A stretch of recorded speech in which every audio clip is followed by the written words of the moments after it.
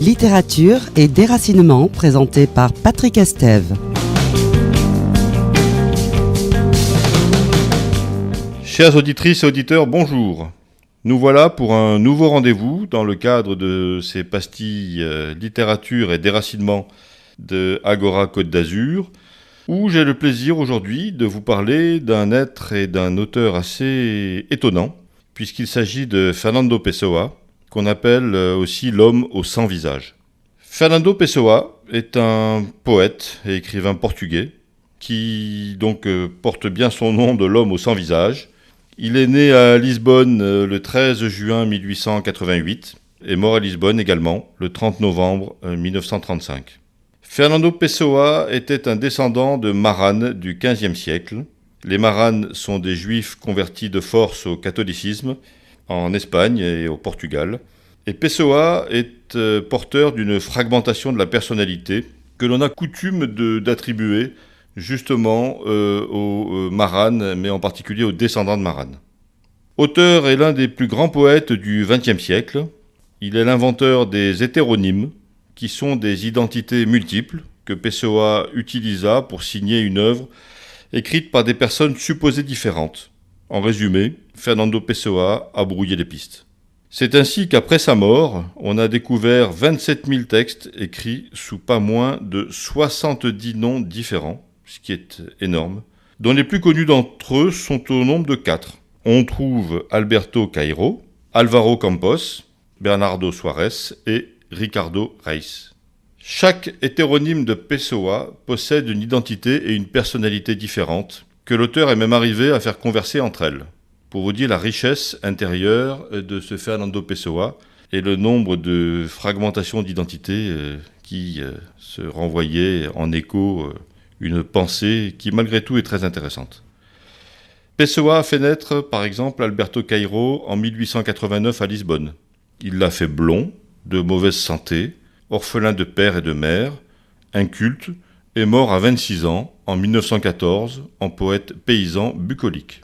Pourquoi pas, me direz-vous. Il a également fait naître Ricardo Reis au Portugal, à Porto, en 1887.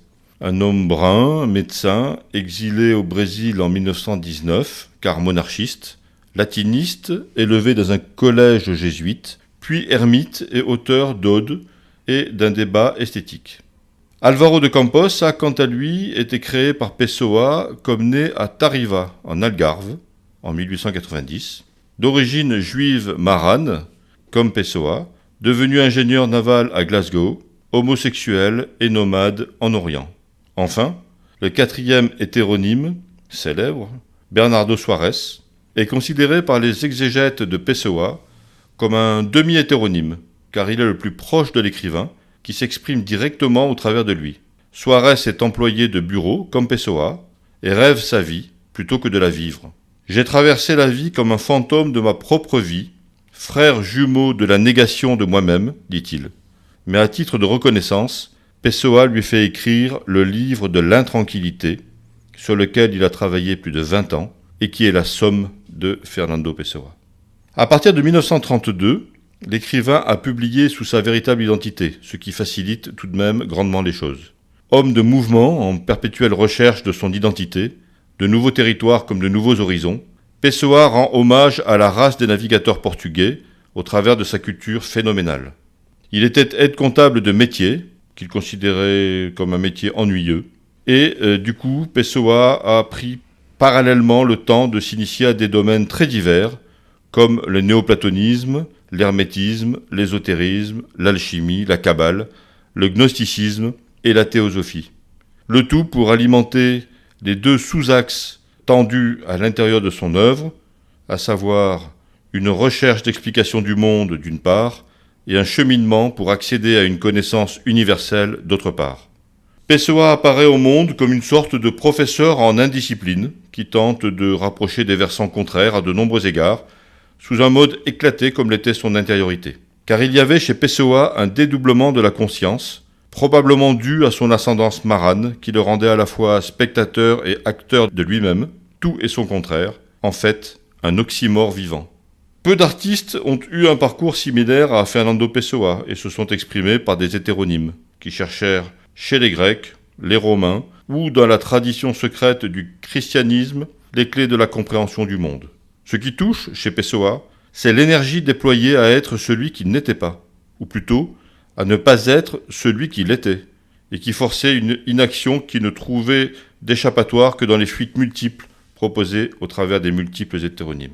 Pour conclure, il me faut vous livrer une expérience vécue avec le livre « Le banquier anarchiste » de Fernando Pessoa, qui fut pour moi une rencontre étonnante.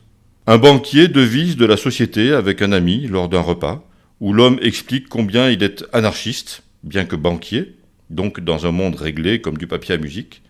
L'homme persiste, et devant la controverse qui s'installe avec son ami, il affirme avec force et vigueur que toute sa vie, il n'a été qu'un anarchiste, qui n'a rien abdiqué du tout de ses idées. Mais les circonstances et la conjoncture ne lui ont permis, hélas, tout au long de sa vie, de ne libérer qu'une seule personne au monde, lui-même. J'ai adoré ce livre et l'originalité de la situation qui était présentée derrière ce banquier anarchiste et son convive de manière si paradoxale. Du coup, j'étais content de me retrouver seul et libre aussi, sous l'olivier qui m'abritait pour cette lecture, où à mon tour, j'avais l'impression d'être libre et de n'avoir pu procéder qu'à ma seule et modeste libération, même si je pense que malgré tout, elle est restée partielle. J'ai goûté avec plaisir cette complicité avec Fernando Pessoa, que je vous recommande comme lecture de plage. Ça peut être un moment en effet très agréable quand on entend les vagues de la mer juste à côté. Je vous dis à la semaine prochaine pour une nouvelle pastille littérature et déracinement. Et dans l'intervalle, surtout, n'oubliez pas de rester libre et portez-vous bien. C'était la pastille littérature et déracinement de Patrick Estève.